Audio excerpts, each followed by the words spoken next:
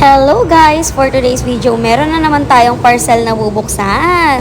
Actually, excited talaga ako dahil medyo marami-rami to. Dahil umorder lang naman ako ng kung anik-anik dito sa bahay. Lagayan lang talaga ng sponge yung bibilhin ko. Ang kaso nabudol tayo dahil marami pa pala siyang magagandang products. Kaya ayan, sinama ko na lang din para isang ship na lang. Una, umorder ako na tong PVC tape para dun sa sink namin. Nabili ko lang yan for only 16 pesos each. Umorder din ako na itong pang travel na lagayan ng sabon. Dito ko kasi ilalagay yung sabon ni Mimo. Nabili ko lang to for only 29 pesos. In fairness, ang ganda ng quality ng plastic neto. Next, umorder din ako ng portable measuring tape. Ilang beses na kasi ako nagkakamali sa pag-order sa online ng mga damit. Nabili ko lang to for only 42 pesos. O, diba? Ang mura na. Next naman, umorder ako na itong pagsasabitan ko ng walis. Yes, dyan nyo lang iipit yung pinaka-handle ng walis